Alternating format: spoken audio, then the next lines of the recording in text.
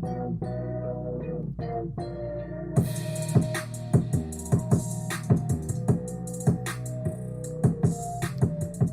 is up, guys? Welcome to the Being Beautifully Honest podcast and channel. Thanks for being here, being subbed. If you're not, hit the button, and if you're listening on YouTube, hit the like. It's like walking in the room and hitting that light switch.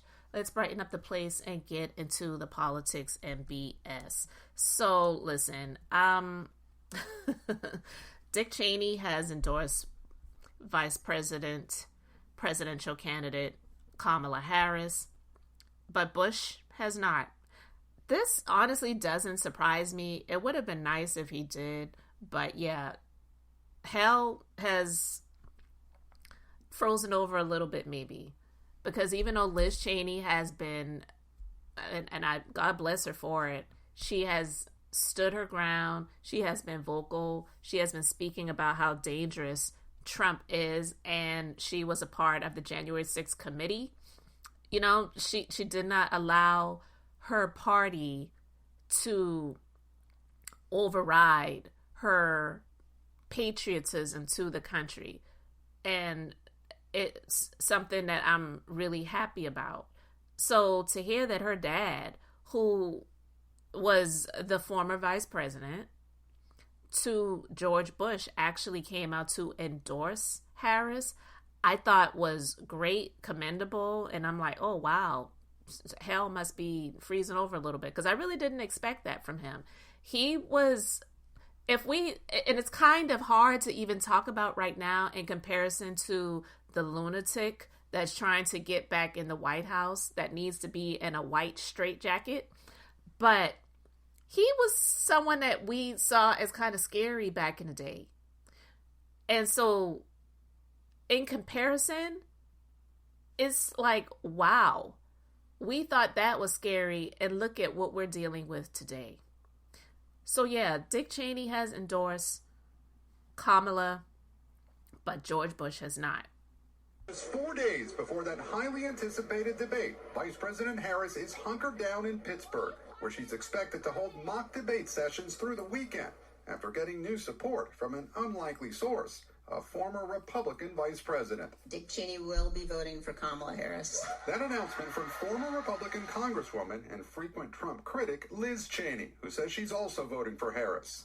One issue that's likely to come up in the debate, crime. Late today, former President Trump speaking to the world's largest organization of law enforcement, the Fraternal Order of Police, after getting its endorsement. Kamala Harris and the radical Democrat Party have led a war on law enforcement in America. They're against you so strongly. You know, it's so freaking disgusting and hypocritical. And the fact that the Fraternal Order of Police, but I actually heard that a lot of them are pretty racist anyway, so no surprise there, would disregard January 6th and all of his followers beating law enforcement officers down. Okay, I know every single one of those people who was out there, the ones that actually are still alive, have complex PTSD. I know they have to. I know they do. And that's not a joke. So the fact that he sits there and says that the left and Kamala Harris has unleashed whatever the hell he said on the police, and they love crime and rates are high, and it's ridiculous, but it's also disgusting. But George Bush, he said he's not going to endorse any candidate. So he didn't just say he's not endorsing Kamala. He said he's not endorsing any candidate. And then it just reminds me of when he was in office. You know, sometimes they say time heals all wounds. That's not true when it comes to him, because he did a lot of damage while he was in office, you know, and he wasn't the brightest bulb in the box either. A lot of people felt like Dick Cheney was more so the president than he was. He was just like the name and the face and in the office, but they said Dick Cheney was really running the show behind the scenes. So to hear that this man, who I feel has a responsibility to the country after all the BS that he had happened under his administration with the wars in Iraq and Afghanistan, of which my husband has been a participant in and also suffers complex PTSD from a lot of stuff that he's experienced. But this isn't about him, but life really is lifing and it's real. It just makes me angry. I can't control what people do. And of course, you know, with politics, unfortunately, you just get a lot of people in it that are just strictly out for themselves.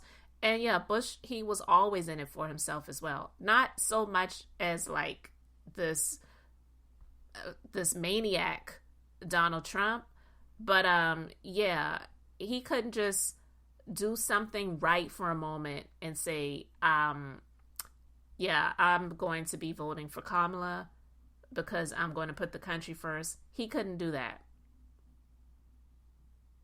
And it's just disgusting. But Dick Cheney said, in our nation's 248-year history, there has never been an individual who is a greater threat to our republic than Donald Trump. He tried to steal the last election using lies and violence to keep himself in power after the voters had rejected him. He can never be trusted with power again. So just that statement alone, I feel, is why George Bush had a responsibility to do it. So for him to sit back comfortably to be like, well, I'm in my own bubble, I'm good over here, I ain't endorsing anybody, I feel is a slap in the face. But, you know, hopefully we won't need his endorsement, but hopefully behind the scenes he will vote for Kamala, but just isn't putting it out there on who he is endorsing. I don't know, but you guys can let me know your thoughts in the comments. Thanks for being here, liking, and subscribing. I'm Beth, just being beautifully honest. So until next time, I wanted to keep it brief, beautiful, and now I'm going to say bye.